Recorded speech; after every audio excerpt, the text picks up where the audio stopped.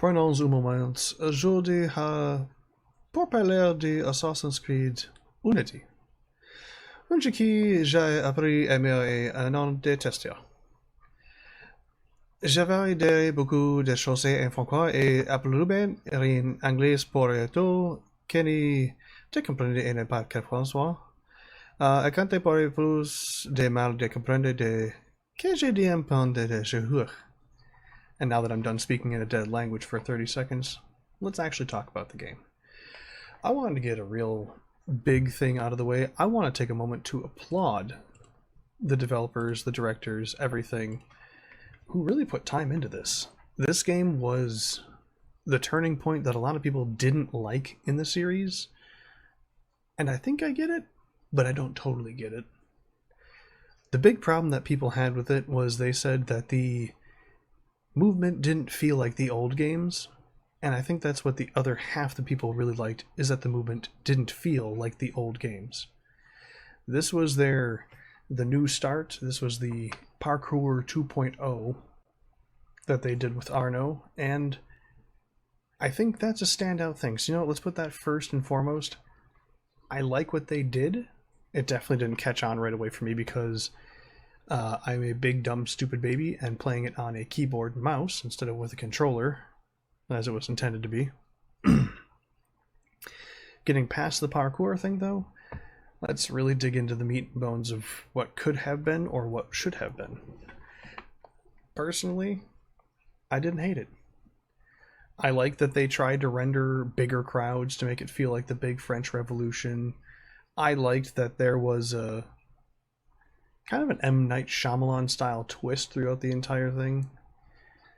And I like that Arno had, you know, genuine love interest instead of the Ezio Auditore first girl I see love interest. But outside of that, it felt very direct. I feel like they didn't encourage side missions in this one. Yet again, I feel like that's a passing fancy for a lot of the Assassin's Creeds of the old times, is they didn't say, hey, you know, you might be better if you do some more of these, or hey, you should really think about it. Because a lot of the times you get a pop-up message that says, hey, this mission's very difficult. Do you have the right gear? And to me, that didn't say, go power level some so I can have some new abilities. To me, that said, did I remember that medicine? Did I put some more hidden blades in my pocket? It never really made me think twice about what I was wearing or what my physical usage loadout was. I know there was access to other weaponries and stuff, but I didn't really feel the need to get into them. Heck, I hardly even used the pistol that I had. I wanted to, you know, perform the game assassinly, so I played with my hidden blades. I played with, you know, the hidden blade. And I tried to be as assassin-y as possible using traditional stuff like the smoke bombs. And the assassinations felt kind of gimpy. I like that they gave you the pre-planning phase. They'd be like, hey, here's some opportunities on how to get in. There's different ways to do this. It felt very reminiscent of the Hitman series. Because the Hitman series will always have more than one option, other than the direct approach. Most of the time I was able to find some way to assassinate most of the people, but there were 2 or 3 occasions where I tried to get close, and that absolutely backfired on me, to where I had to then resort to the direct approach. Especially the graveyard scene. That one killed me. If you watch the video, there is probably 15 restarts there and 15 failures. It was real bad. That one didn't feel like there was any way to really win other than to go around and clear the entire area.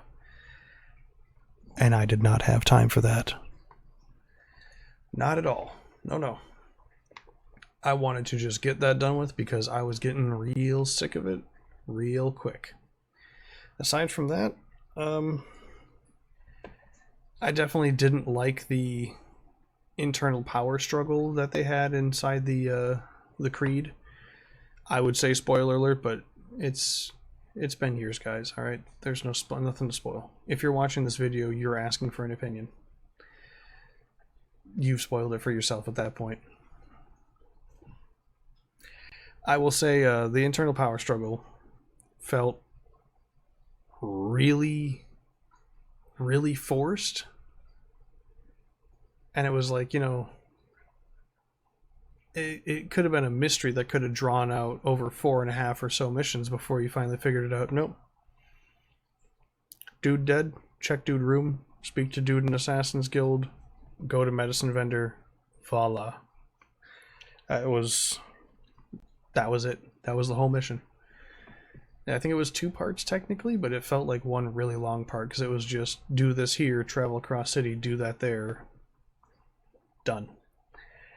And the fight that ensued afterwards, if you didn't have smoke bombs, flash bombs, or anything else like that, it is, without a doubt, a really big load of horse crap.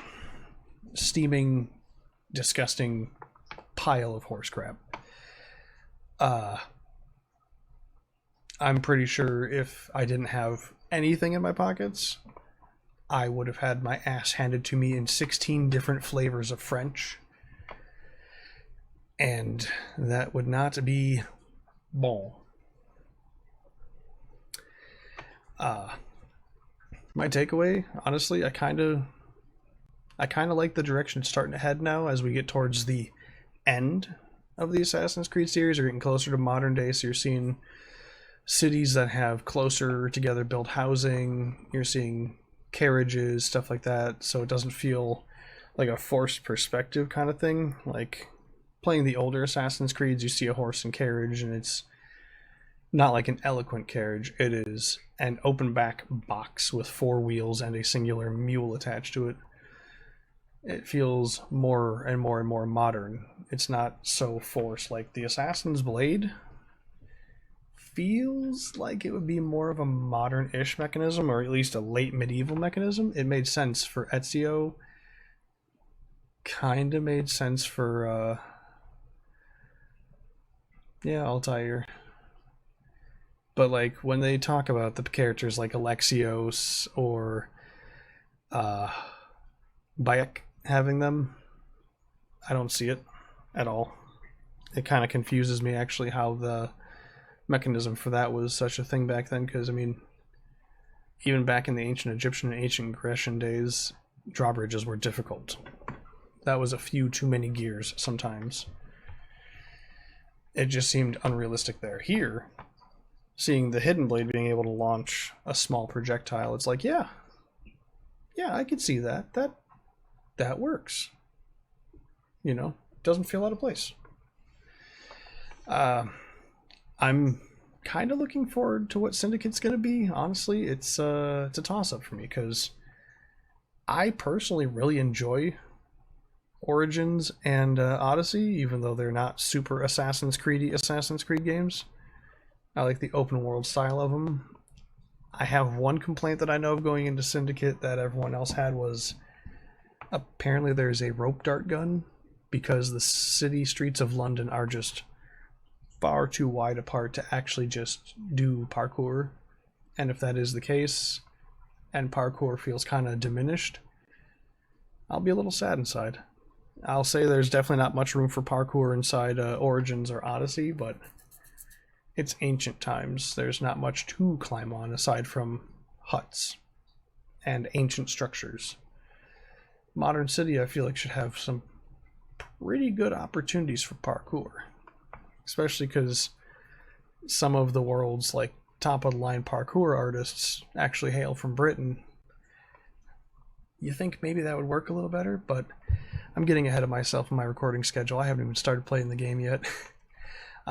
There'll be more videos coming very soon. I had to do a mass upload right now since I've been very busy. But I will be back momentarily in the exact same uniform, exact same colors, to record a second video. I hope to see you guys again soon.